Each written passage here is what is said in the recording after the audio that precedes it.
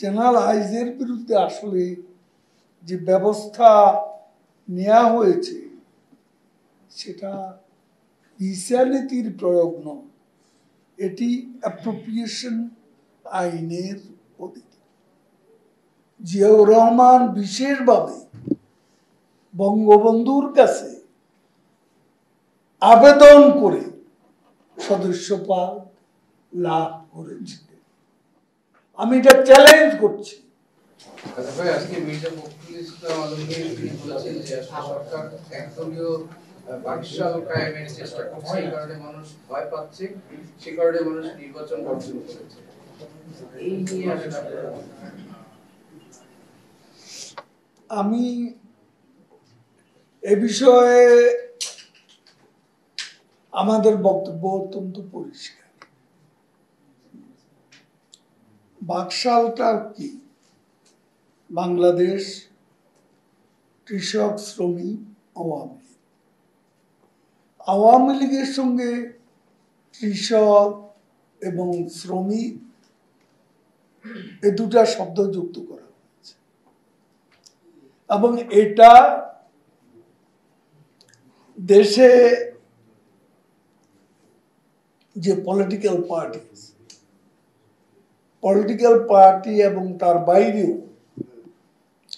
বিভিন্ন সার্ভিসের প্রতিনিধিও সেখানে ছিল এবং এটা কোনো একক কর্তৃত্ববাদী দল নয়, এটা হচ্ছে জাতির প্রয়োজনে তখনকার বাস্তব অবস্থা একটা জাতীয় দল।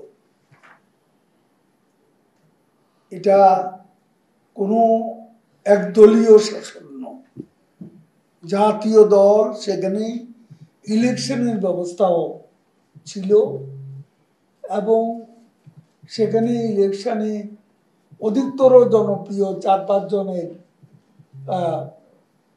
ইলেকশনে প্রার্থী হবার সুযোগ ছিল।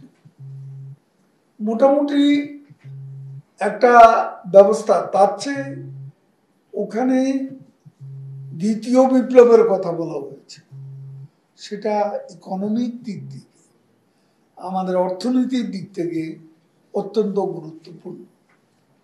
এবং এখানে একটা কথা,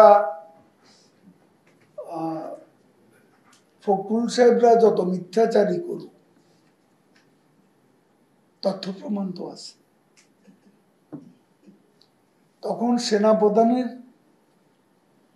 বাংলাদেশ কৃষক শ্রমিক লীগের আওয়ামী লীগের সদস্য হওয়ার বিধান ছিল,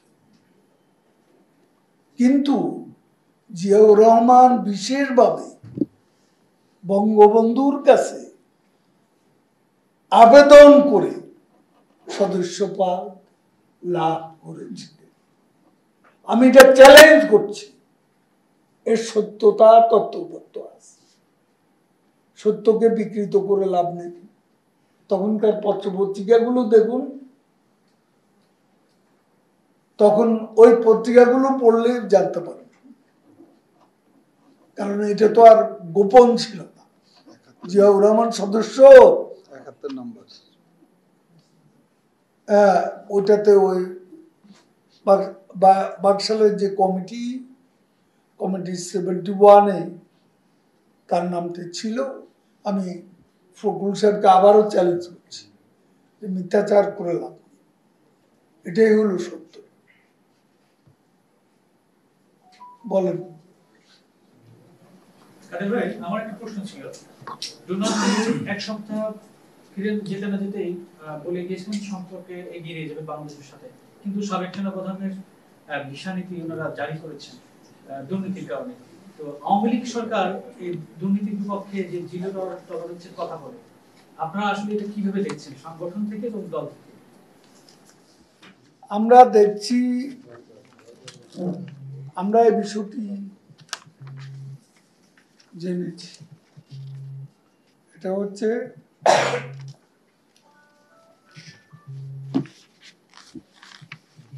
আমাদের পররাষ্ট্র মন্ত্রণালয় যেটা বলেছে,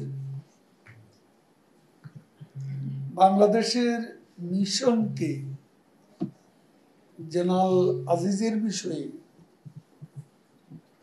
অবহিত করা হয়েছে।